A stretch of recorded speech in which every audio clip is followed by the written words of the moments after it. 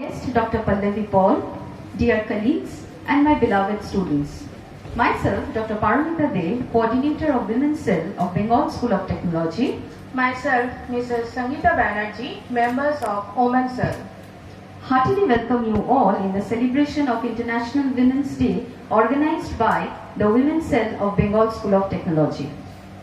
International Women's Day dated back in March 8 in 1857 in the New York City when female textile workers marched in protest against unfair working conditions and unequal rights for women. It was one of the first organized strikes by the working women during which they called for the shorter working days and decent wages. But the first official International Women's Day event took place in 1911, supported by over 1 million people in countries across Europe and North America. Over the years, it has evolved into global phenomena uniting individuals and organizations around the world in celebrating women's achievements and advocating for equality. The theme for International Women's Day 2024 is Inspire Inclusion. Organizations, groups and individuals worldwide can play a part in the community, at work, at home and beyond. To truly include women means to openly embrace their diversity of race, age, ability, faith, body image and how they identify. Worldwide, women must be included in all fields of endeavor.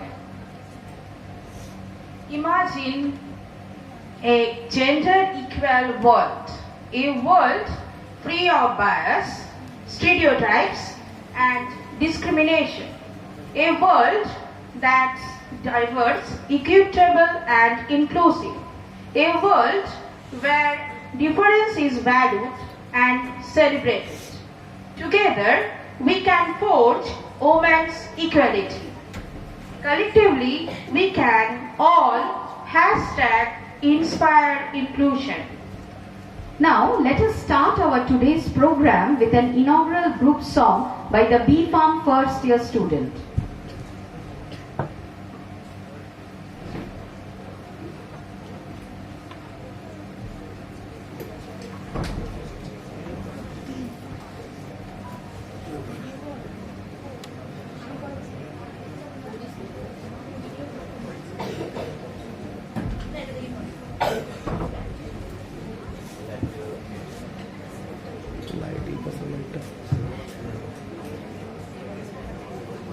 এটা বন্ধ করলে ভালো হতো।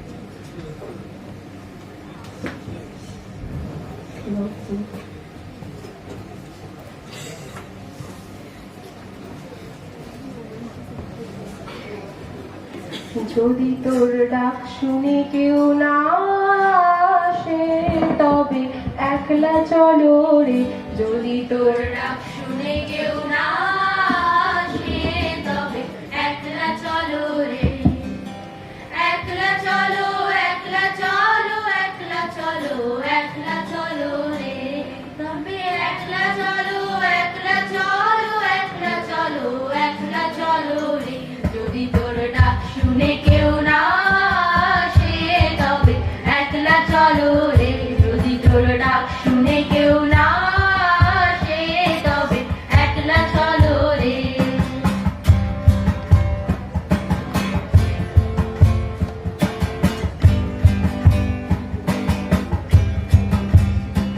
যদি কেউ কথা না কয় ওরে ওরে গেলে ও ভাগা, কেউ কথা না কয় যদি সবাই থাকে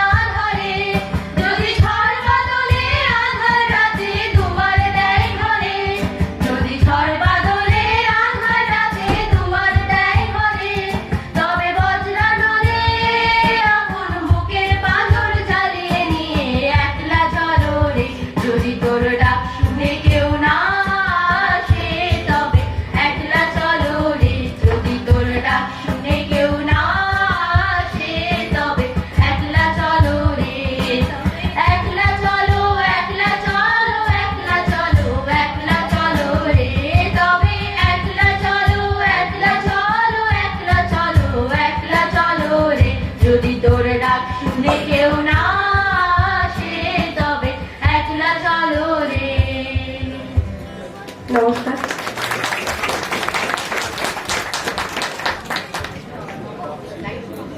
Thank you, my dear students, for excellent performance. Now, I would like to request Mrs. Disari Datta and Mrs. Rituparna Das, Assistant Professor of Bengal School of Technology, to award us about the 360-degree report of Women's Cell of Bengal School of Technology at a glance.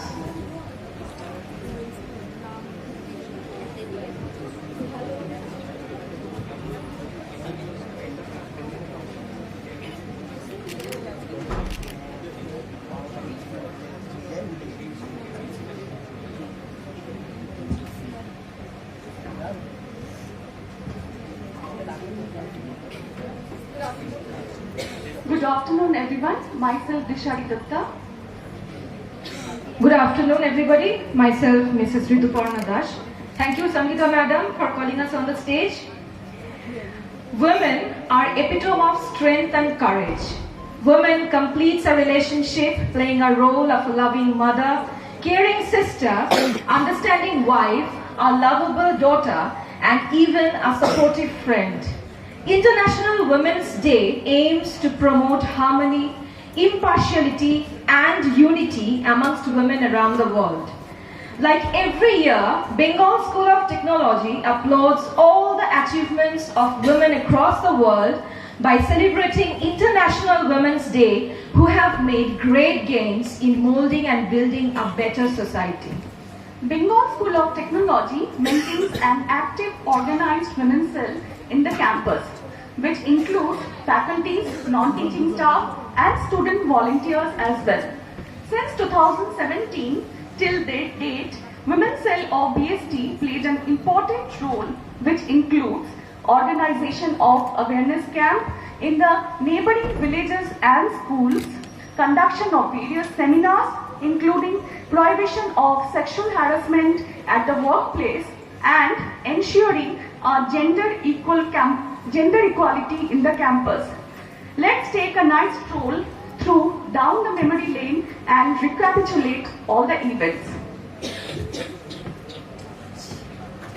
First Women's Day was celebrated in the year 2017 in this room. An interactive scientific session on challenges of women and health and its awareness was conducted with our chief guest, Dr. Nahid Ali, scientist, IICB. The students grappled with challenging debate session and was enriched with a deep understanding of the contents. In the next year, 2018, Mrs. Leena Gangopadhyay, Chairperson of West Bengal Commission for Women, Government of West Bengal, and Dr. Dipandita Hajari were our chief guests. Scientific session was conducted and also a short cultural performance was presented by our students on that day. Dr. Hajari delivered a lecture on awareness of breast cancer and its clinical challenges along with early signs for diagnosis. In the year 2019, Mrs. Rohima Khatun, member of Sexual Harassment Cell, Social Welfare Department, Howrah, she discussed about rights and roles of being a woman in the society. First time in 2019, we had an awareness camp with a number of student volunteers in the neighboring village Shugandha on personal hygiene and family planning. In the year 2020, we had organized a health awareness camp at girls' school Sharadamani Balika Vidyalaya, Shugandha, with a motto to aware young girls about the personal hygiene, nutrition, and menstruation cycle. An excellent collaborating session was conducted with class 9 and 11 girl students of the school. 2021, amidst pandemic, that International Women's Day was celebrated on online platform. Mrs. Joya Mojumdar, board member of Juvenile Justice Board of Government of West Bengal, was invited as guest for her valuable opinion on child abuse. Our students were very much cooperative and dedicated to make the session a successful one. In the year 2022, Mrs. Kona Mondol, who is a proprietor of Hastoshilpo Uddog, was invited to share her views on contribution of women in the field of art, cottage industry, especially handcrafts. She displayed few items made of jute and fabrics from her production house at our premises on that day. In the month of November 2022, a seminar on prohibition on sexual harassment at workplace was conducted. We had invited Mrs. Rohima Khatun, member of Social Welfare Department, Howrah, West Bengal. She sensitized our students and us about the sexual harassment and consequences of it. She was also accompanied by 2 German volunteers who were working along with her at her NGO. Last year, in 2023, Mrs. Payal Mukherjee, Assistant Manager Human Resources, USB Private Limited, conducted a seminar on grooming, personality and improvement of communication skills with our students. In this year, 2024, we had conducted an environmental awareness camp at nearby Shubandha Primary School with class 4 and 5 students. We tried to enrich them with our experiences and views on conservation of energy, plantation of tree, and how to make our earth a pollution-free for a better future. We also distributed exercise book, pens, set of pastels, and food packets. Today we feel privileged to have Dr. Pallavi Paul, Technical Director, amongst us. A special welcome to her, who set a benchmark with her involvement into various social welfare activities, and she will enlighten us with her experiences and views with us, of course. May I have a huge round of applause for her. We all welcome you on behalf of the team, madam. Thank you.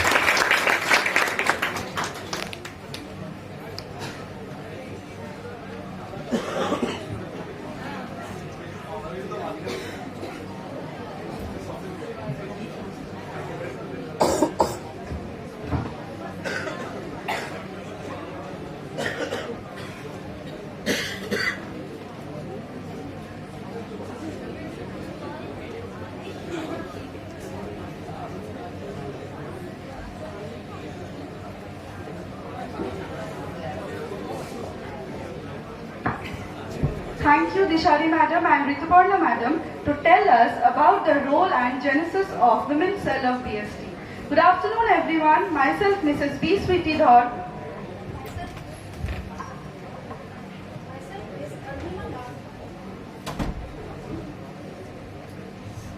Myself, Ms. Arlima Nag, Assistant Professor and member of Women's Cell BST. We are very much privileged to be a part of Women's Day celebration 2024.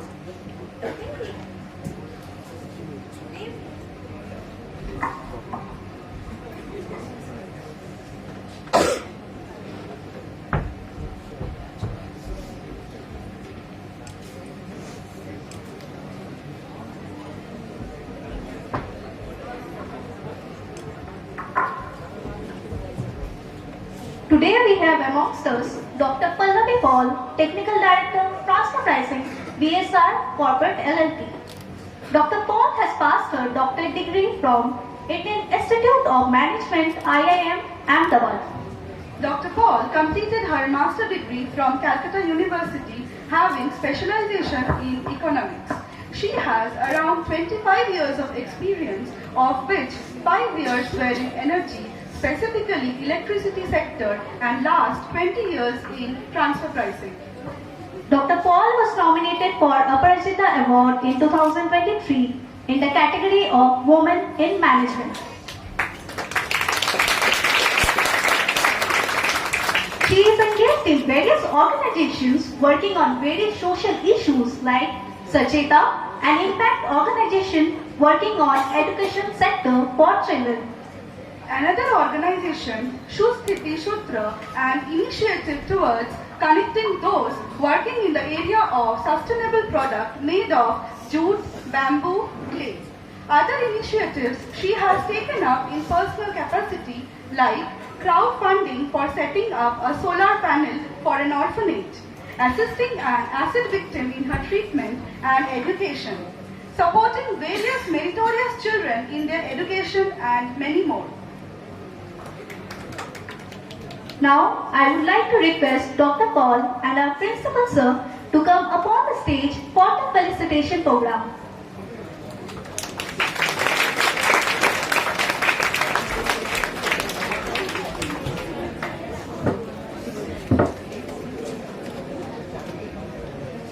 Light जला दो light जला ही नहीं क्या ना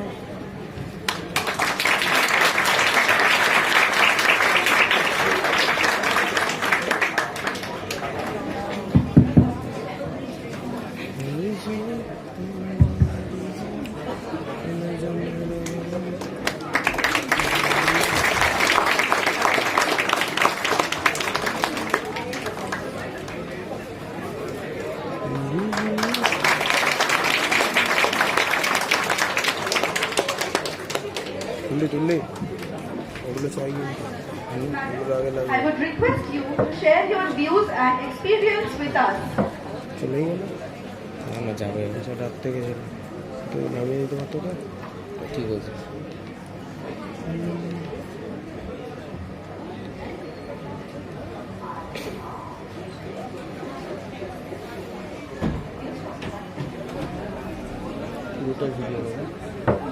गोटा video starting की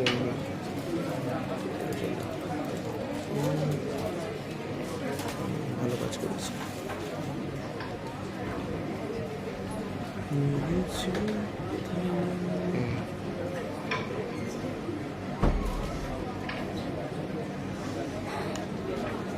এটা আসছে দুটো করবো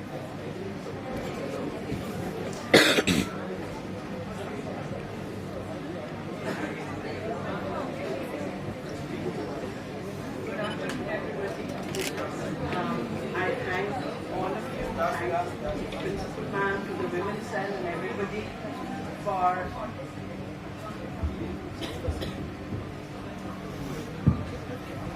thank everybody for having me here today. Here I would like to present my journey, and yes, Women's Day is the inspiration, is the reason why we are all here. But while talking about Women's Day and the concept of Women's Day, which started so many years back and things have changed drastically. When I started my career, which was way back in 1999, yes, I would be in a room full of men, and being the woman, it was a challenge being accepted. But things have changed totally. So even 2 days back I went to a meeting, there were 8 of us, 6 of us were women and 2 men. So I think men need to pull up their socks because women are just taking over. So it is now challenging for you, not the women. Having said that, I have a small presentation just to keep you attentive towards this conversation. Here, I think it's not only about man and woman. Here we are talking of a journey where it is more about human. And as I have it out there, the question is, are we trying to be human being, or is it important that we demonstrate that being human is more important? The two terms, human and being, are being used just They are just interchanged, but the meaning is really, really different. So now, in the word, both the words, human and woman, we have the word man. But here, man doesn't mean the male gender. Man is more than being just the male gender. So, as you can see, we have another question out there. It is how you read it. Only by being man or woman for others does one become a human being, fully human. The same thing can be, stated in a little different way, where we say only by being a man or woman for others does one really become full human. Now, what are we questioning here? What is man? So man as an acronym can mean a lot of things, but for me, I thought, or rather I believe, that the words, the three alphabets, is actually talking about being modest, being aware, and being nurturing. I feel that these three elements are very, very important for all of us to develop or in our journey. All of you are till now being nurtured at home. So now you're going to step into the world as individuals. And as individuals, my request is that please try and see if you can focus on these three alphabets and the three words which I feel is best associated with them. When I say modest, what are we talking about? We are talking about this one little word called ego. When the ego dies, the soul awakes. Mahatma Gandhi said that. It really means that. So if we bring ego in between anything, any relationship, any conversation, it just messes things up. Whatever you are intending to do just doesn't get done. So the first thing that we need to do is walk into the world, keep the egos aside, understand what the conversation is, and we can make this place a very, very different place. Next is aware.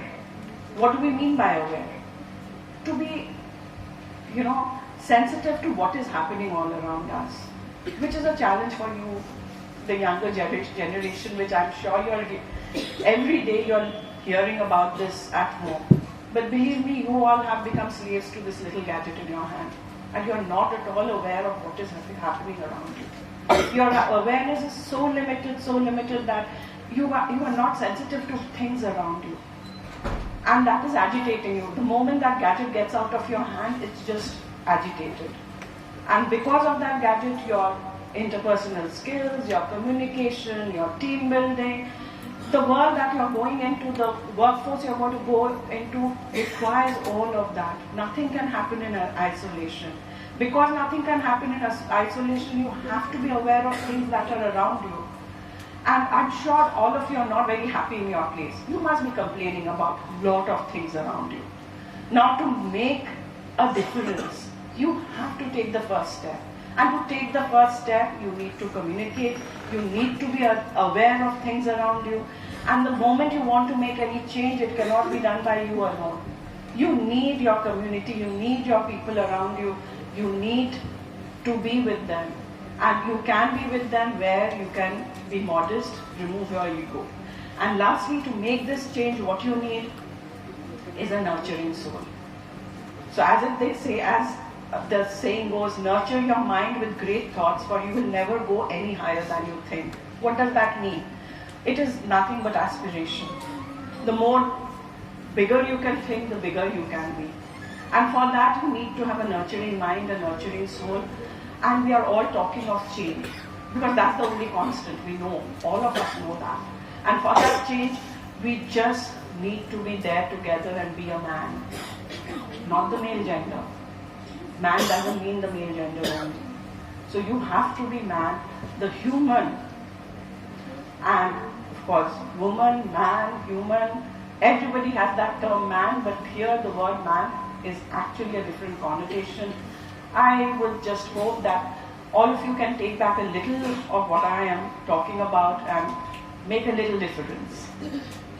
Having said that, I have 3 small chapters which I want to just leave these thoughts with you, and I hope you would take it forward, and maybe not every day, but once or twice in a year, you can just reflect upon these. So my chapter 1 talks about where paths cross. So this man and woman, by man and woman, it nothing to do with gender. So now the definition of man and woman is much bigger than what it was when I was a young child. So it goes across genders, and it is just what you associate yourself with, man kind of a personality or woman kind of a personality. Now these two personalities, they come across in various stages of your life. So here, as you see, that the daughter has the father, the wife has the husband, and of course the mother, the son. So here again, the man and woman are meeting at every juncture, and amongst these relationships there are of course others, as they mentioned, there's a sister, sister-in-law, friend, everything. But these primary, because in all these capacities you are all of that also. But these are your primary relationships where you have the man and the woman concept we were talking about. And at each step, when we are in our life's journey, when you are, say, a son, from there you will move to be a husband, then you will move to be a father. For the women, you are a daughter, you will become a wife, and then you will become a mother. In all these steps, somewhere I would like you to sort of pass on this message of being the man. That every one of us should be able to, communicate with each other without any ego, be aware of things around you so that you can make that change, and nurture your thoughts, nurture everything around you, your community, everybody, to sustain that change. So yes, so here we have a daughter, a wife, a mother, and the other way we have, of course, the father, the husband, and the son. So this is my chapter 1 where we talk of relationship and how things are. In this chapter 1, there is another little photograph I have, as you all can see. What you see out there is this huge whale and this structure. How do we interpret this? We can interpret the whale as you. He is all powerful as a human being, because you are the one who constructed that bridge, and bridge is your surrounding. So you build the surrounding around you, and the message that I have for you is what you do is up to you. Its impact will be seen and felt. For example, if that whale decides to, just put his tail up, it just brings destruction. The bridge collapses. It just breaks communication. So it can be a disaster. But that same whale, in its capacity, if he understands or she understands the power that he or she has, can actually build a society which is calm, conducive, nurturing, and moving ahead. And there again, modesty, awareness, and nurturing can play a big role. I have another photograph. So this was an experiment done by this lady. Her name is Marina Abramovic. So she was a performance artist. What she did was she stood for 6 hours, and she had a lot of things around on a table, which included destructive items, constructive items, feather, a lot of things. And she stood there where people were allowed to come and use any of those to work with her, and she would not move. And unfortunately, at the end of 6 hours, her skin was slit, her body was damaged, a lot of things happened. Here again, my question is, the artist is you, and the others that are there around you is your surrounding. And here again, what others do is up to them. Its impact will be seen and felt by you. So the surrounding, why is this important? Because the surrounding that I'm talking about is the future society where all of you have a role to play to impact. So you would be developing or rather creating that society in the future. As a husband, as a wife, as a mother, as a father. And if you can instill again the same thing, the modesty, the awareness, the nurturing kind of thought, or the man, as I'm say. If you can instill that around you in your society, again the impact will hopefully not be as dangerous as what this performing artist saw. So again it is, so all that I'm trying to say, that what we have around us, the power that we have is immense. It is now up to us how we use that power. So it's not only for the woman, it's for the woman, the man, it is ultimately, it's the human in us that has to rise above everything else. So that is what my chapter 1 was about. It is, what I had to say was the surrounding is nothing but the society, nature and our environment, and the upkeep of all is on us, the human. This brings us to two little things which is very close to my heart, which is chapter 2, which is nothing but the environmental impact that we have today. I would just request all of you to be aware of that, because it is, so there are people who believe that there is nothing called environmental impact. If you are, all of you are on your gadgets, you must be seeing a lot of these reels, you must be seeing a lot of podcasts. So there is this huge lobby which believes that there is nothing called carbon emission impact, because there, so you would, a lot of you would have chemistry background, so they believe that we are talking about 0.03% of carbon which is there in the environment. How can that little percentage do? They don't realize that that 0.03% is a huge thing, because everything, all the other gases excepting oxygen are inert. They have no impact. So if that 0.03% even have a marginal change, is catastrophic. And of course the glaciers are melting, Antarctica is becoming smaller, icebergs are melting. So there is a carbon emission, and if you want to go and check, you will see that it becomes very personal, because they say that there is a list of 7 cities that are projected to be under water within a decade, which is just 10 years. And Calcutta is one of them, or Kolkata is one of them. So it is very close.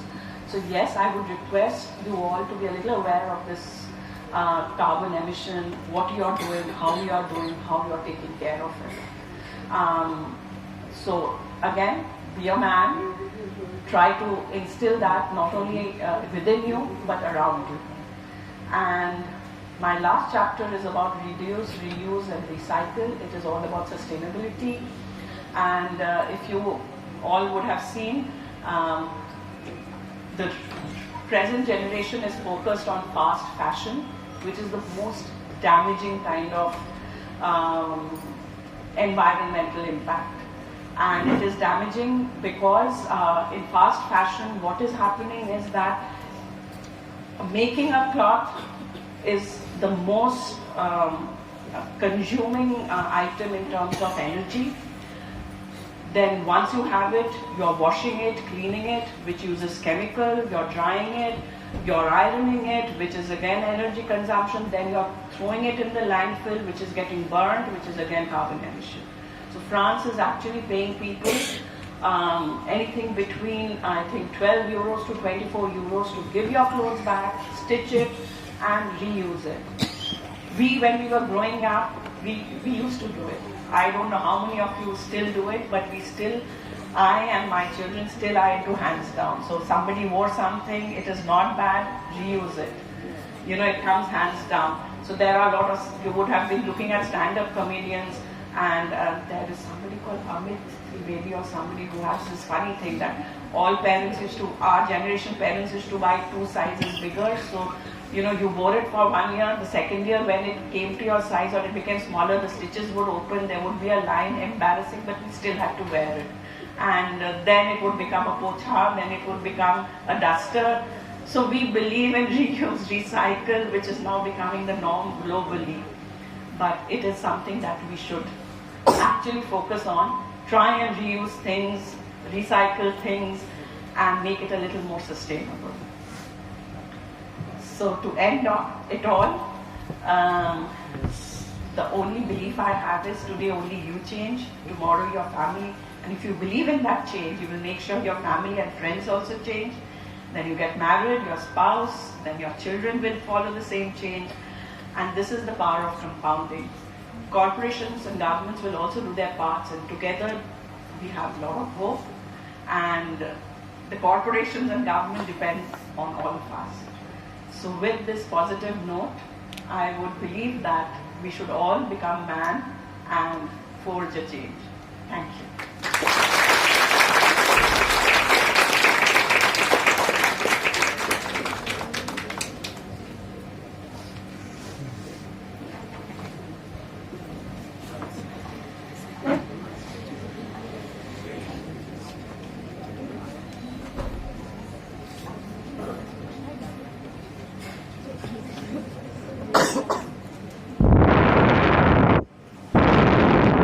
Thank you, madam, for wonderful words and ideas. Now I will request on stage Mrs. Meera Raut, followed by Mrs. Lolita Mollik, who play a big role in our college by keeping our campus clean. And they are also the non-teaching staffs of our college. Please come on the stage.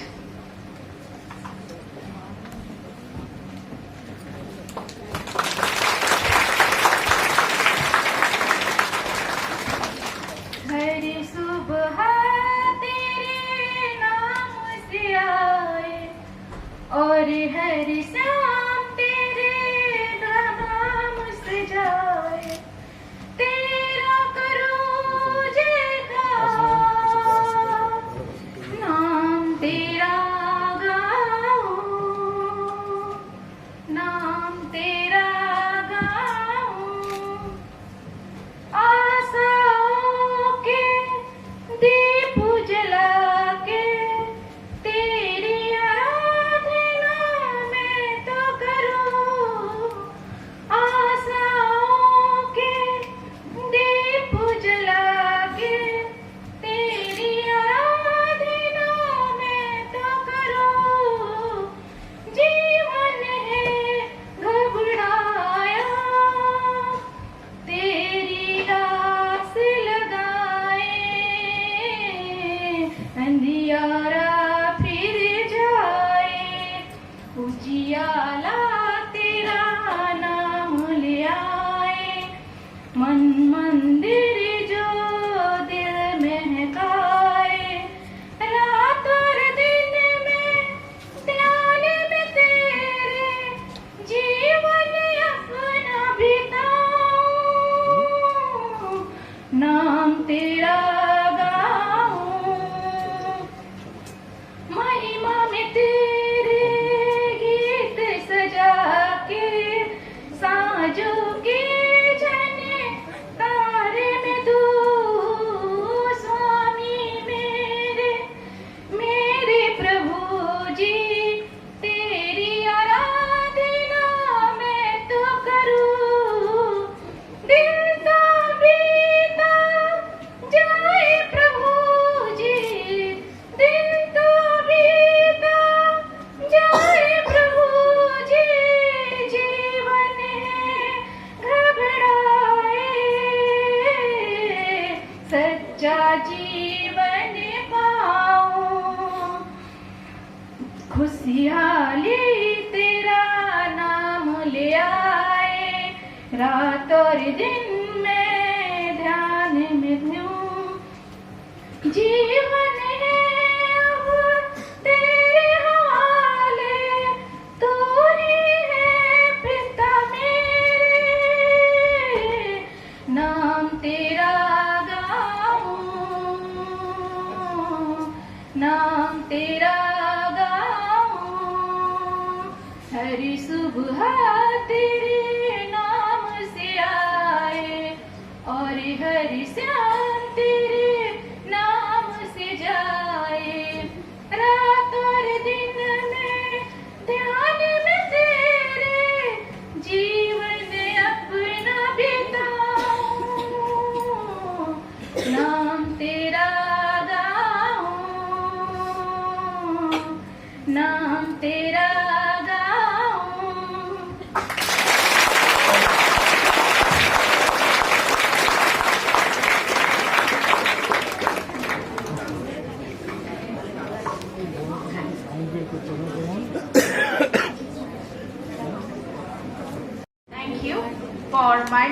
performance. Now, continuing our program, we have a scientific presentation on a threatening disease called cervical cancer. Cervical cancer is a growth of cells that starts in the cervix. Various strains of the human papillomavirus, also called HPV, play a role in causing most cervical cancers. This topic will be explained by Ms. Sayantika Kundu, M.Pharm first year student from the Department of Pharmacology.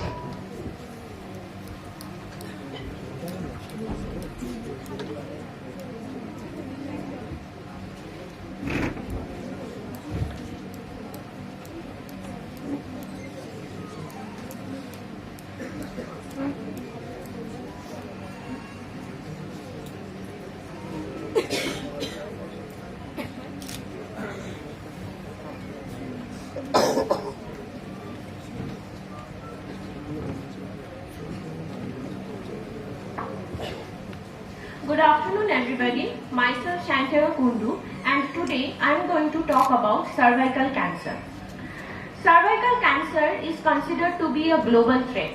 In the recent years, more than 6,60,000 cases have been reported and around 3,50,000 deaths have also been recorded for the same reason.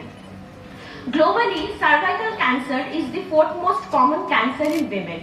Women, those who have a weakened immune system, that is those who are suffering from untreated HIV for a long period of time, are 6 times more likely to develop cervical cancer compared to the general population. It has been also found that cervical cancer has disproportionately affected younger women. Now, what is cervical cancer? Cancer occurring in the region of cervix is referred to as cervical cancer. Cervix is the lower narrow part of the uterus that connects the uterus to the vagina. Any cancer occurring in that region is referred to as cervical cancer. Cervical cancer usually develops slowly over time with initial appearance of abnormal cells in the cervical tissue. Initially, there would be development of abnormal cells at this site. Now, routine screening, if performed, can detect the presence of these abnormal cells that leads to early diagnosis and treatment. But in most cases, this stage is overlooked. As a result, cancer cells start to grow uncontrollably and spread more deeply into the cervix and to the surrounding areas. Here, these are the stages of cervical cancer. In the normal phase, there is no such changes occurring, but in the early 1B stage, what happens is that we can see that there has been growing of abnormal cells in the cervix region. In the late stage of 1B, the abnormal cells have started to occupy a larger area, and in the final stage, there have been uncontrollable and rapid growth of abnormal cells leading to cancer. As a result, bleeding occurs. Now, bleeding can be considered as one of the most important symptoms of cervical cancer. Now, the main reason behind cervical cancer is human papillomavirus. Human papillomavirus is a sexually transmitted virus. Long-lasting infection with some types of HPV leads to cervical cancer. Persistent HPV infection of the cervix, if left untreated, causes 95% of cervical cancers. Typically, it takes 15 to 20 years for abnormal cells to become cancer. But in women with weakened immune systems, such as untreated HIV, this process can be faster and take 5 to 10 years. These are the signs and symptoms of cervical cancer, which includes pelvic pain, unusual vaginal discharge, lower back pain, pain during intercourse, vaginal bleeding after intercourse, vaginal bleeding during periods, and longer or heavier menstrual periods than usual. These are the risk factors of cervical cancer. That is, these are the reasons for which HPV can get easily transmitted from one person to another. Those are oral contraceptive pills, early marriage, sexually active at younger age, having multiple sexual partners, poor genital hygiene, smoking, multiple pregnancies, and weakened immune system. One of the features of this cancer is that at initial stage there is no occurrence of any symptoms. As a result, but in the later stage what happens, these symptoms are occurring at later stage, so vaccination is the best prevention. Being vaccinated at age 9 to 14 years is a highly effective way to prevent HPV cancer, any cervical related diseases or HPV related cancers. Screening from the age of 30, that is 25 years in women living with untreated HIV can be detected for cervical disease, which when treated also prevents cervical cancer. At any age with symptoms or concerns, early detection followed by prompt quality treatment can cure cervical cancer. As I have discussed earlier, HPV vaccine should be given to all girls aged 9 to 14 years. They may be given as 1 or 2 doses, and people with reduced immune systems should ideally receive 2 or 3 doses. Other important ways to prevent HPV infection include being a non-smoker or stop smoking, using condom and voluntary male circumcision. Now these are the various stages of prevention that can be performed for preventing the further occurrence of cervical cancer. There have been built a number of organizations and learning programs that have come together to spread information about cervical cancer, making people aware of its cause, treatment and prevention. Spreading information about sex education, warnings about tobacco use, condom promotion and various other activities have been adopted to spread awareness amongst the common people. Various centers have also been built to conduct the process of screening of those women within the age of 30 years, and if diagnosed with probable cervical diseases, are provided with treatment in the center itself. Other treatment procedures include surgery, radiotherapy, chemotherapy and many more. So I have discussed earlier that the human papilloma virus is responsible for cervical cancer, and vaccination against this virus is given in 2 doses that should begin when a girl is between 9 and 14 years old.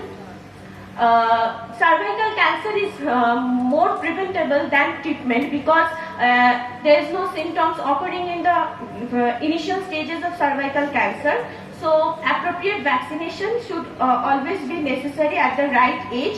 Various health programs are still being conducted for prevention and treatment, and who emphasis on inclusion of HPV vaccination in the national immunization program. Thank you.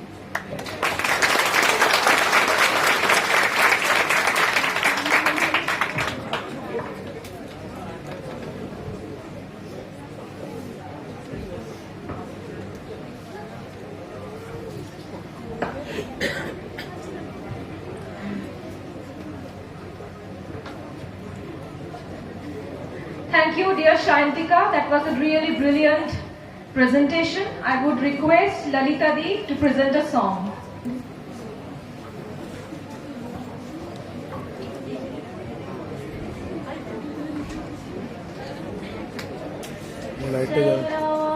Light में जाना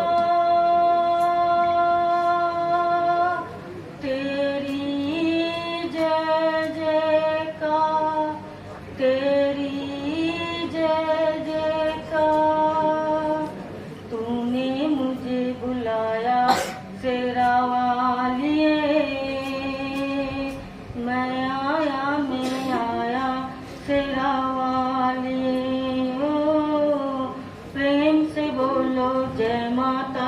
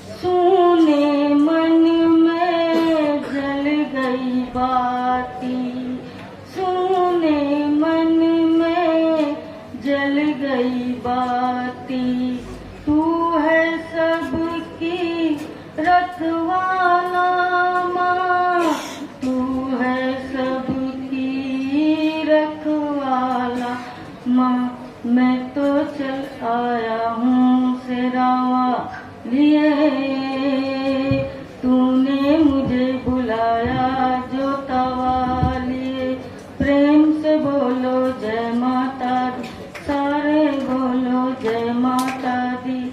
ऊंचे पर्वत लंबा रखता, ऊंचे पर्वत लंबा रास्ता, ऊंचे पर्वत लंबा रास्ता, फिर भी मैं न रह पाया शेरा वालिए, तूने मुझे बुलाया शेरा वाली, प्रेम से बोलो जय माता दी, सारे बोलो जय माता दी।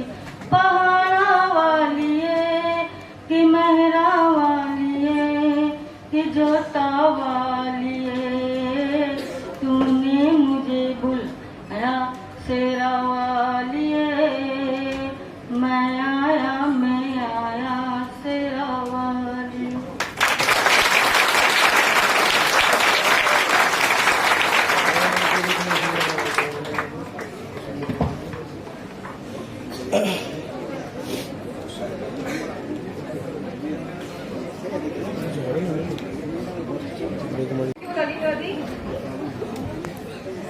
I think, and many of you, I think all of you out there think all genders should be treated equally, right? A movement striving both men and women to realize what are their true rights and values. I hope this will lead to the transgenders as well. It's now time to shed light on men in feminism and its possible obstacles, the most debated topic ever. Please join me to welcome with a huge round of applause Dr. Paromita De, Coordinator Women's Cell BST, and Mr. Obhijit De, Assistant Professor BST, jointly to share their views and thoughts today here.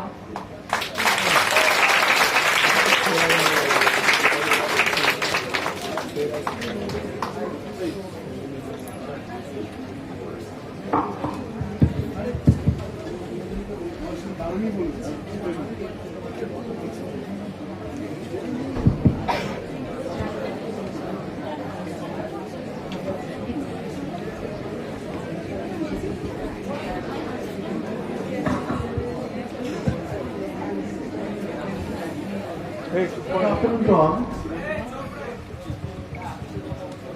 Good afternoon to all. So,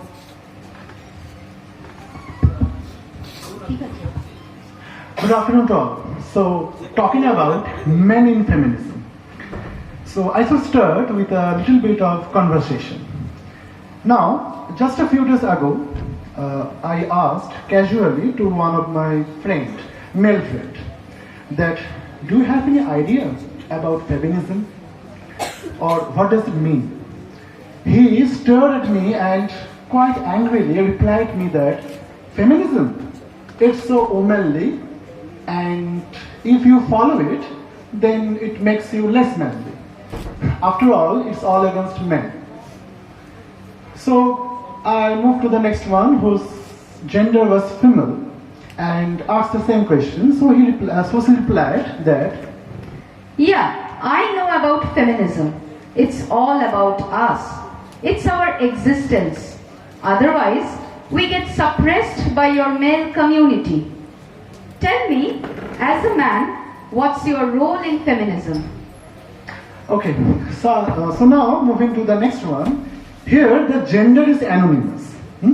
I got a quite balanced reply that yes, feminism has a wider concept and it's a source of conflict between men and women.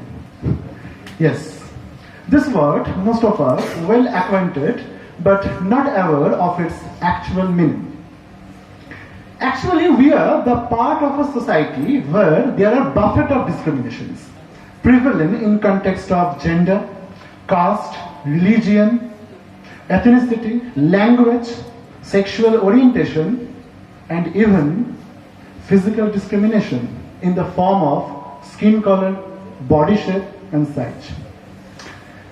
We are the part of a society or a layered society where there is an unfavorable discrimination between rich and poor, educated and uneducated, less educated and more educated, low affiliation and high affiliation, and even discrimination of gender responsibilities. In our conservative mindset, and this infection of discrimination doesn't even spare the word feminism. In our conservative mindset, there is actually no love for feminists. Even in my social science and civic courses, I learned that feminist members were a kind of hardcore men-hating entities. They made women believe that feminism is just a radical movement against men and their influences. Trust me, feminism sometimes scared me, questioned me about my survival in this misanthropic world. And I never wanted to become one of them. But it was only in my adulthood I learned what actually feminism is. Generally, feminism is misinterpreted with something like feminine character, or the person who supports feminism has a feminine trait.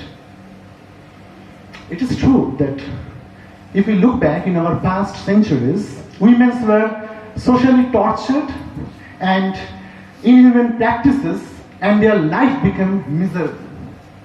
Now, men or women from those era who broke the stereotype and rumbled against these evil traditions, not due to implement feminism, but their inner soul questioned them about the injustices and provocations going on.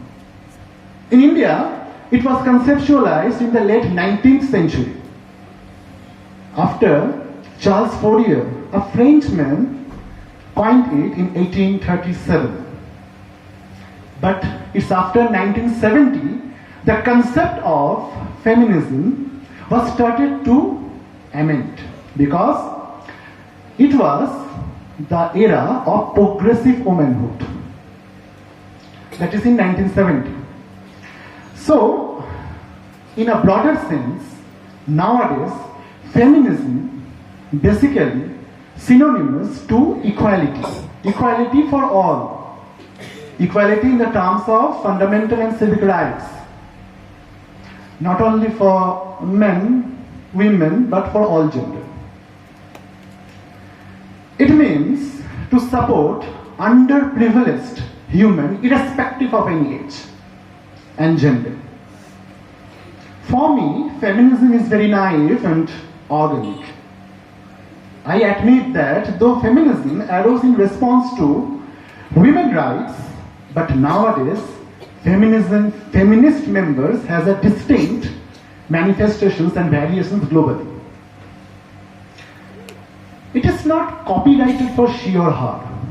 It implies gender unbiasedness. Now, if I declare myself as a feminist, that doesn't mean that I am against any men or in favor of any women or any gender. But I am against this illogical societal structure, toxic patriarchy,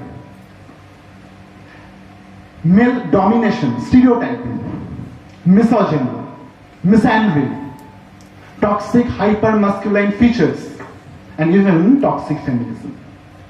So today, if we are celebrating women empowerment, then feminism and toxic patriarchy will be a parallel point of discussion, and how it negatively affects our society.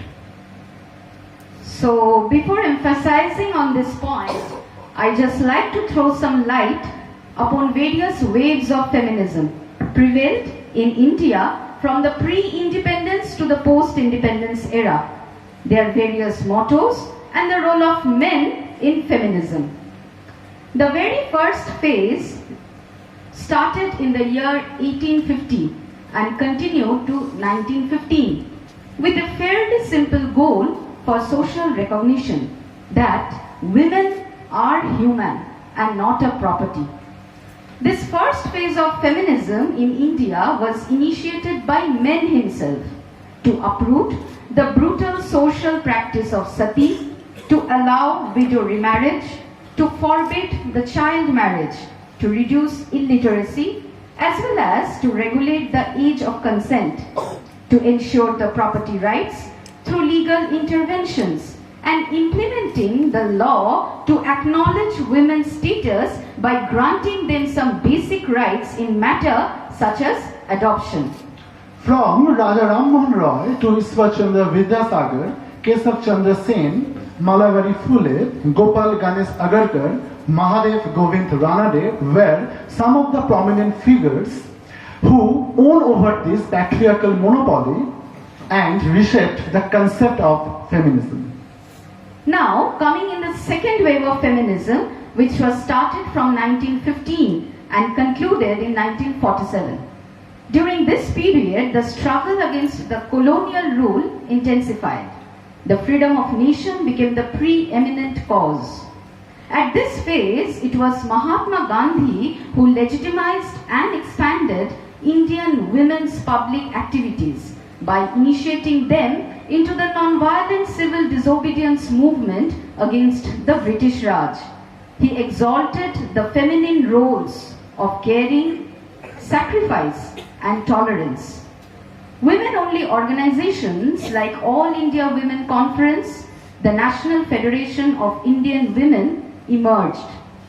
Women were grappling with the issues relating to the scope of women's political participation, women's franchisee, communal awards, leadership roles in the political parties. It was Gandhiji who elected his wife Kasturba Devi to fight for the civil rights and for independence against the British rule.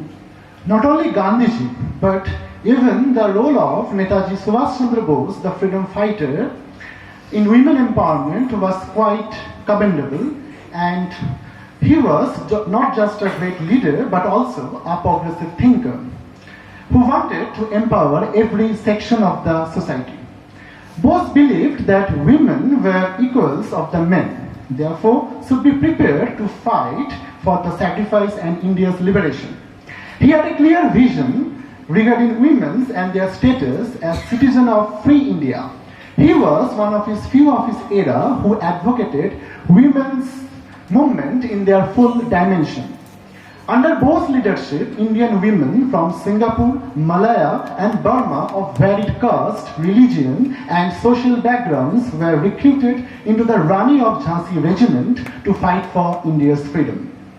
In 1928, he organized a 300-strong women's section of the Bengali volunteers who paraded in the streets of Calcutta on the occasion of Indian Congress gathering in the city. Bose encouraged the formation of first political organization for women, the Mahila Rashtriya Sangha, which was formed in 1928, and Latika Ghosh was appointed as its secretary. The Mahila Rashtriya Sangha recruited various members and set up a network of Shakti Mandirs. It was in 1943 when Bose took over the leadership of Indian Independence League along with INA. He identified Captain Lakshmi Sehgal to play an active role in the formation of All-Women Infantry Regiment of INA. She was the only women member of the cabinet of provisional government of the Azad Hind Fauj led by Bose. Apart from this, the contribution of even social reformist Dr. B.R. Ambedkar in post-independence era was quite impactful, who campaigned for greater equality for untouchable caste among women. Now, the third phase of feminism started from 1970s and continued up to 2000 millennium. This wave is also termed as power feminism because during this movement, women are strong and rebellious. It stresses on the idea of universal womanhood, which focuses on moving from communal objectives to the individual rights. It supports the reproductive rights, the fight against the sexual violence, the sexual harassment in the workplace, female infanticide, the gang rape, and unfair maternity leave policies. So coming to the last phase of feminism, which is still going on, that is originated from social networking sites, Twitter, Facebook, etc. In this movement, the social media becomes a real catalyst to fight against women's harassment, professional discrimination, media sexism, and gender shaming. It tries to empower men, women, and transgender people, promoting the acceptance of all bodies we born with.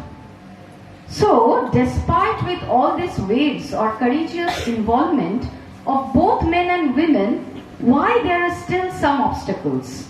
Why various communities still not get the taste of being empowered? Is the problem within the system or within the stereotypical beliefs that we still carry on? Is it a conspiracy to rule over the weaker section by the toxic patriarchy, or is this a lure to occupy the supreme position in the society? Hence, I came across with many social activists who worked on these issues. One of them is an Indian feminist activist and social scientist, whose each and every word still resonating in my mind. She is none other than but late Kamla Hasim, whose work regarding this was started in late 1970 and was best known for her involvement with Sangat, a feminist network. She was not only an activist but also a great poet, a writer, and known for her breakthrough poem, "Main ladki hu, mujhe padhna hai." So let me allow to share one of her impactful speech where she explained how patriarchy dehumanizes men and its influences on society. So let us watch a short video which was once discussed through the TEDx platform in front of the students of Ramanujan College, New Delhi.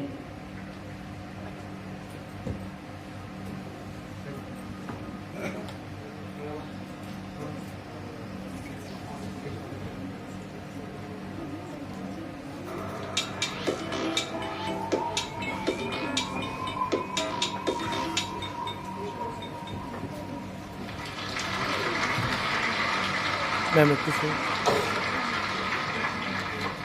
ये मेरी दोस्त है Parvati bowl, और ये अपने गाने के जरिए पूछ रही है कि वो मेरे दिल, मेरी आत्मा, तू मर्द है कि औरत, नर है कि मादा। सवाल को ध्यान में रखिएगा। अब मैं आपसे 3-4 बातें कुदरत के बारे में, नेचर के बारे में करना चाहूंगी। थोड़ा सा ध्यान दें कि कुदरत में औरत और मर्द में सिमिलैरिटीज ज्यादा थी, फर्क सिर्फ 2-3 है। और आपको मालूम है हमारे अंदर क्या फर्क है हमारे जिस्मों में, और ये फर्क कुदरत ने सिर्फ प्रजनन के लिए, रिप्रोडक्शन के लिए बनाए। इसके लिए नहीं बनाए कि कौन वाइस चांसलर बनेगा, तो कौन प्राइम मिनिस्टर बनेगा, कौन मोटरसाइकिल चलाएगा, कौन। कुदरत डाइवर्सिटी पसंद करती है, कितनी डाइवर्सिटी कि दुनिया में 7 बिलियन से ज्यादा लोग हैं, मगर उनमें से 2 भी एकदम एक जैसे नहीं। और कुदरत डाइवर्सिटी बनाती है मगर भेदभाव नहीं बनाती, वो भेद बनाती है, भेदभाव नहीं बनाती। Nature makes diversity but not hierarchy, not inequality. कुदरत ने कभी नहीं कहा कि हाथी चूहे से बेहतर है, गुलाब गेंदे से बेहतर है, मर्द औरत से बेहतर है या औरत मर्द से बेहतर है। कुदरत के बनाए भेद को समाज भेदभाव में, डिस्क्रिमिनेशन में, इनइक्वालिटी में बदल देता है। और दोस्तों, कुदरत हमें इंसान बना के भेजती है ऊपर से, कोई ठप्पा लगा के ऊपर से नहीं भेजती, कोई लेबल लगा के नहीं भेजती। कि जितने लेबल्स हैं हमारे पैदा होते ही हमारे ऊपर लगाए जाते हैं। तू इंडियन, तू पाकिस्तानी, तू हिंदुस्तानी है, तू मुसलमान है, तू हिंदू, तू सिख, तू ईसाई, तू बहाई। तू दलित है, तू ब्राह्मण है, तू गरीब है, तू अमीर है। कहाँ तो हमारी इतनी बड़ी पहचान थी कि हम पूरी दुनिया में सामान्य वाले लोग थे, इंसान, और अब हम छोटी सी अपनी पहचान लेके चल रहे हैं। तो दुनिया में जो सबसे बड़ी इनइक्वालिटी है, सबसे बड़ी हायरार्की है, वो है औरत और मर्द की। इस हिंदुस्तान में दुनिया का सबसे बड़ा प्रजातंत्र है। हमने 35 मिलियन लड़कियों और औरतों को खत्म कर दिया, या पैदा नहीं होने दिया, या पैदा होने के बाद हमने उनको मार दिया। पूरी दुनिया में 100 करोड़ औरतें, 1 बिलियन वुमेन, कभी न कभी जिंदगी में उनको हिंसा का शिकार करना पड़ता है। इससे बड़ा युद्ध दुनिया में नहीं है जो युद्ध हमारे समाज औरतों के खिलाफ, लड़कियों के खिलाफ चला रहे हैं।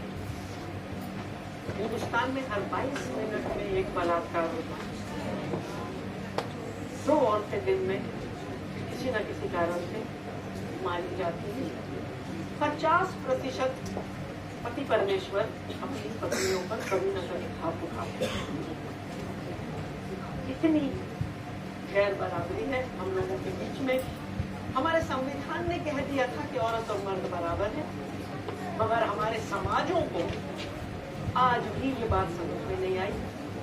कल हम एक बड़े बलात्कार की बात कर रहे हैं पूरे दिल्ली में, और कल ही रात को एक 20 साल की औरत का फिर से बलात्कार हर 20 मिनट। क्यों है ये गैर बराबरी? एक सिस्टम की वजह से। उस सिस्टम का नाम है पेट्रियार्की या पितृसत्ता या पुरुषार्थी। ये वो सिस्टम है जो मानता है कि पुरुष उत्तम है, सुपीरियर है, औरत इंफीरियर है। क्यों है? कोई लॉजिक नहीं, कोई साइंस नहीं। हम कह रहे हैं इसलिए है, इसकी लाठी उसकी भैंस है, हम कह रहे हैं पुरुष उत्तम। और इस सिस्टम में पुरुषों के पास रिसोर्सेज पर, डिसीजन मेकिंग पर और आइडियोलॉजी पर ज्यादा कंट्रोल है। और ये सिस्टम ग्लोबल है, सिर्फ हिंदुस्तान में नहीं है। और दोस्तों, मैं यहाँ आपको बात बता दूं, इस सिस्टम के मानने वालों में औरतें भी हैं, और उनको जिम्मेदारी दी जाती है कि बच्चों को पितृसत्ता के पाठ पढ़ाएं ऑडियो विजुअल तरीके से, जैसे हम पैदा होते हैं। और एक बात और बता दूं कि विमेन्स मूवमेंट की जो लड़ाई है वो मर्दों से नहीं है, हमारी लड़ाई पितृसत्ता से है। और जो भी पितृसत्ता को मानते हैं, चाहे वो औरत हो चाहे उनसे हमारी। अब दोस्तों, पिछले 150-200 सालों से पूरी दुनिया में औरतों को तो ये समझ में आ गया कि ये जो पितृसत्तात्मक सिस्टम है ना, ये डेंजरस है। तो औरतों ने 150 साल से वुमेन्स मूवमेंट चला रखा है पूरी दुनिया में अलग अलग। मगर हैरानी की बात है कि मर्दों ने अभी तक इकट्ठे होकर पितृसत्ता का मुकाबला करने की नहीं सोची। हाँ, कुछ इंडिविजुअल मर्दों ने जो नेक थे, समझदार थे, उन्होंने जरूर पेट्रियार्की के खिलाफ आवाज उठाई, जैसे महात्मा बुद्ध, जैसे प्रॉफिट मोहम्मद सल्लल्लाहु अलैहि वसल्लम, जैसे पेरियार, जैसे महात्मा फूले, महात्मा गांधी, बाबा साहब अम्बेडकर, सब मर्द थे, मगर फिदरशाही के खिलाफ जमकर लड़े। आम मर्द हजरात ने क्यों नहीं पेट्रियार्की के खिलाफ आवाज उठाई? मुझे लगता है शायद इसलिए नहीं उठाई कि उनको पेट्रियार्की से मिलने वाले फायदे जो है ना, वो इतने पसंद आते हैं भाई लोगों को कि वो उसकी बुराई देखते ही नहीं। अब फायदे आप सब जानते हैं, राजा बेटा आ गया, खून का दीपक आ गया, घर का वंश चलाएगा, संपत्ति उसको मिलेगी, आजादी इतनी मिलेगी कि वो पूरे हिंदुस्तान में स्वच्छ भारत के बाद भी हर जगह पेशाब कर रहा है। आज पूरे देश को उसने मूत्रालय बना दिया। इतना बड़ा कॉन्ट्रीब्यूशन हमारे मर्दों का। पान खा के पीक फेंकने का पूरा देश पीकदान है इन भाइयों को। इसके अलावा पोजिशन देखिए, सिर्फ 51% है हमारे जनसंख्या का। 99%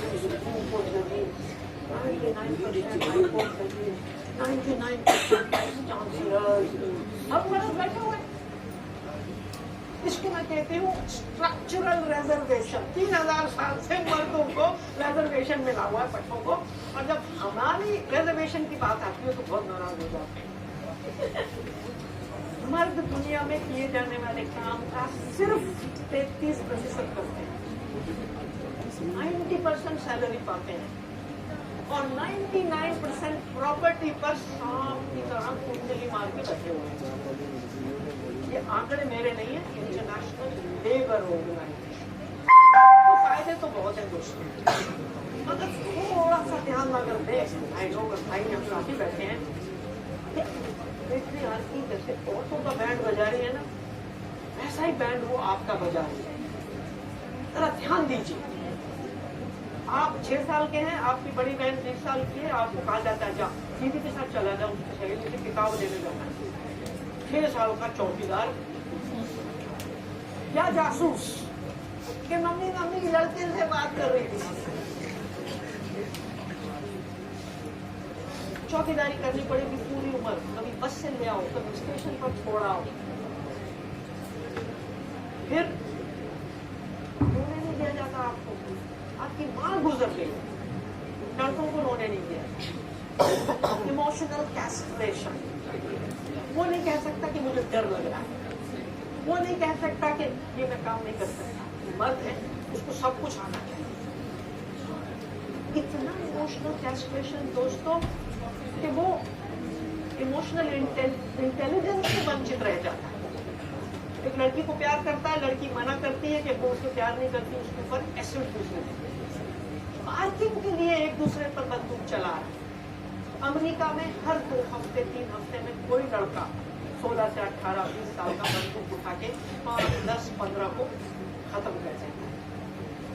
आज तक मैंने नहीं सुना कि किसी लड़की ने बंदूक उठाकर किसी मॉल में या कॉलेज या स्कूल में जाके ये हरकत की।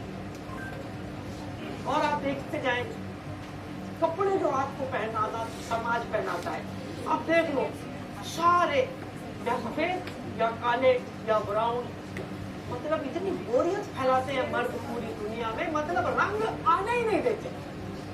अब हम लोग हैं, कभी साड़ी पहन लेते हैं, कभी सलवार कमीज पहन लेते हैं, कभी पतलून पहन लेते हैं। कौन मर्द का बच्चा है तो साड़ी पहन के यहाँ आके दिखा दो।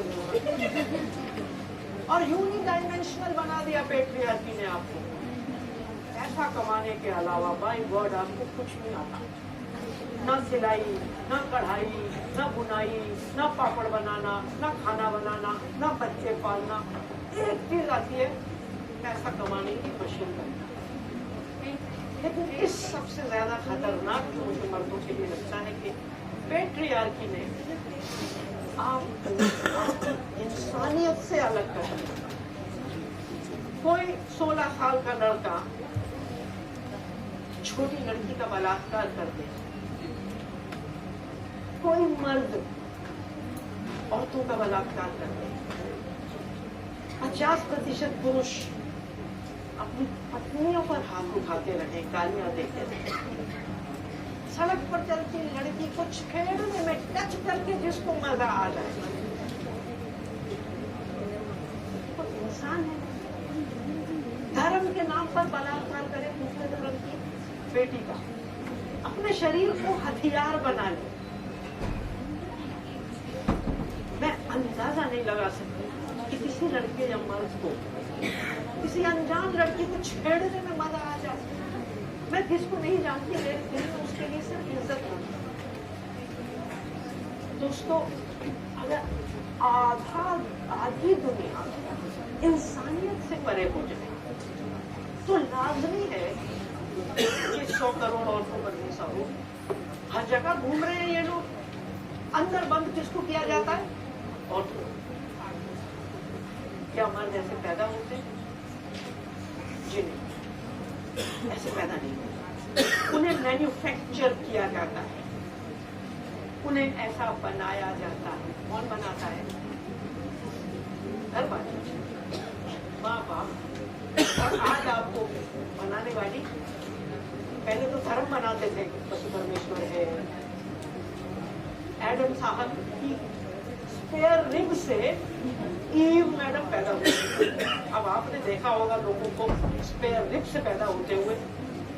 हमने तो सबको एक ही रास्ते से आते देखा है और वो रास्ता आप सब जानते हैं। इस पेट्रियार्की के कारण हमारे परिवारों ने 35 मिलियन लड़कियों को, ऐसे परिवार में खुशी हो सकती है, बराबरी हो सकती है, प्रजातंत्र हो सकता है, मैं नहीं मानती। लेकिन खबरी भी मेरे पास है कि बहुत से मर्द अब समझ गए हैं कि उनका बैंड बज रहा है, कि अब आज की लड़की पति परमेश्वर पसंद नहीं करेगी। आज की लड़की बलात्कारी, हिंसात्मक, माचो लड़के नहीं ढूंढ रही। पति परमेश्वर की जगह वो एक जीवन साथी ढूंढ रही है जो हाथ में हाथ मिला, जिसको कन्यादान देकर उसके घर में भेजा जाए। तो मैं आपको अपने जीवन से बताऊं, मैं और मेरे भाई ने मिलकर रक्षाबंधन के त्योहार को रीडिफाइन कर दिया। भाई भी मेरे साथ थे, बोले बहनें भी तो आज लड़कों की रक्षा कर रही है हर तरह से।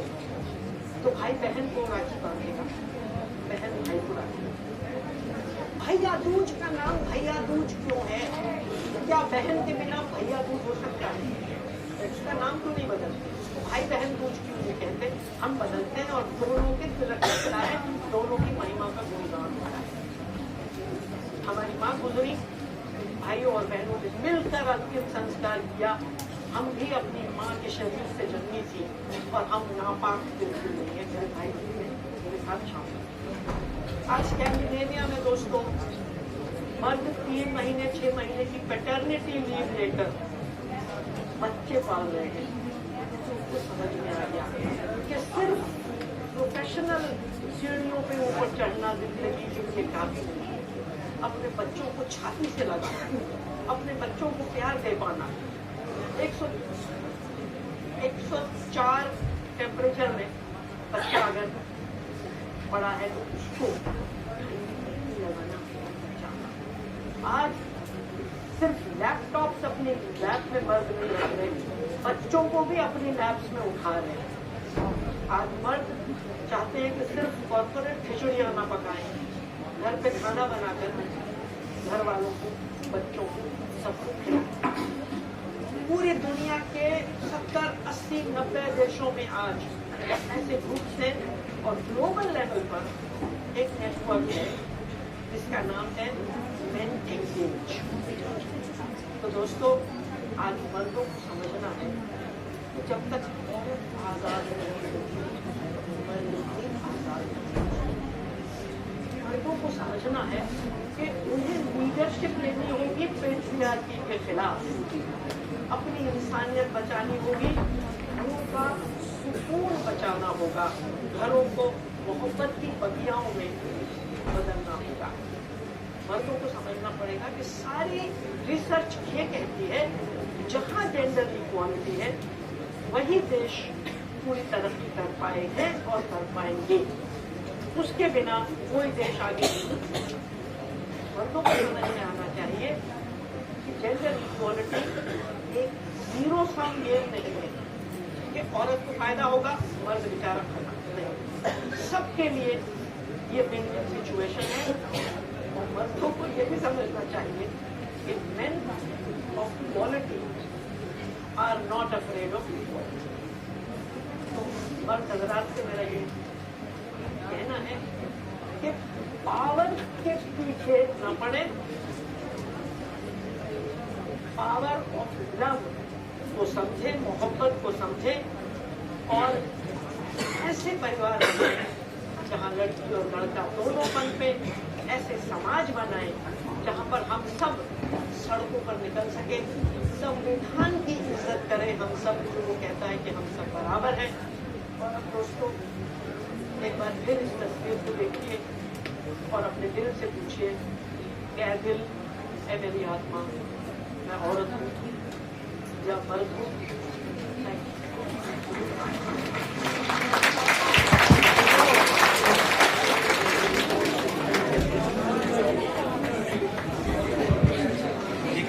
So, man of quality is not afraid of equality. A very well said quote by Kamlaji. Rather, I like to add that not only men but also women of quality doesn't dare to accept the equality. I believe that equality comes from our inner self. It can rise within any gender for any gender. It comes from our upbringings, our surroundings, and our own conscience. But most of us are really unlucky in this matter, as the seed of intoxication and discrimination somehow stirs from our childhood itself. Somehow we become addicted to this stagnant mindset and enjoying our own gender-biased benefits. After all, feminism is not about the interest of any particular gender. It's not about any competition between any gender, but it's all about human. Because only human who could stand for another human, who still remains under the shadow of injustice and deprived from the basic needs of life. It's human who could demolish these inconsequent societal practices and hold a needy hand to work and work on the same platform. And those who believe in it, he or she somewhere is a feminist. As feminism will be a never-ending point of this discussion, I think I should wrap up with a few my words of realization that when humanity sings, it will not spare any of us. But when feminism meets humanity, it will be a savior of mankind. Thank you. Thank you everyone for your patience and cooperation. Thank you Abhijit sir to be a part of the Women's Cell of Bengal School of Technology. My sincere thanks to Women's Cells of BST for giving me this platform and sharing my views without any edits and full of credits. Thank you.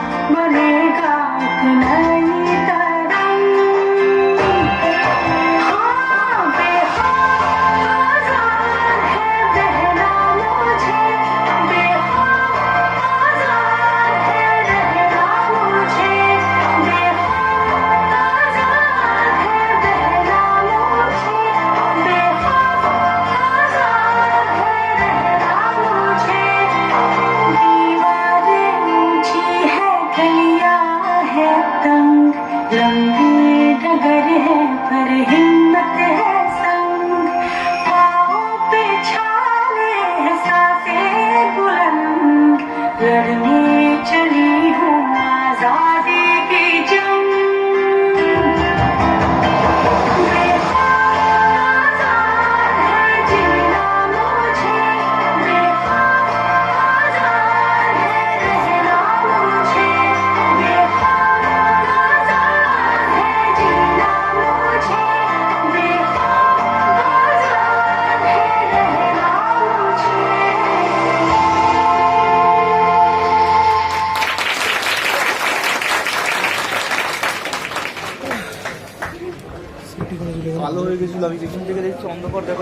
Flowing performance.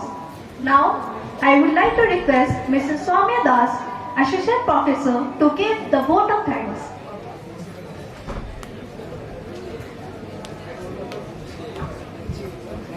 A very good afternoon to all. On behalf of Bengal School of Technology, I, Soumya Das, would like to extend a heartfelt vote of thanks to all of you for gracing us with your presence today as we celebrate the International Women's Day. First and foremost, I want to express my deepest gratitude to all the incredible women who have paved the way for progress and equality.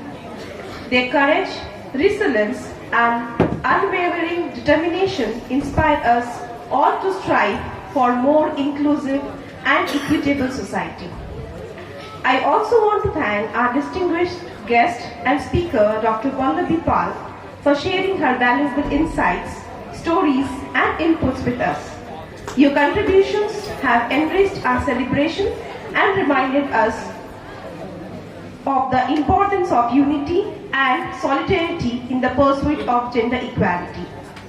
My heartfelt thanks to the members of Managing Body, GB members, and Dr. P. Suresh, Principal, Bengal School of Technology, for his support with dedication and commitment, which have been instrumental in making this occasion a success. A special thanks to all the performers who have exhibited their talents and showcased the ethnicity of womanhood.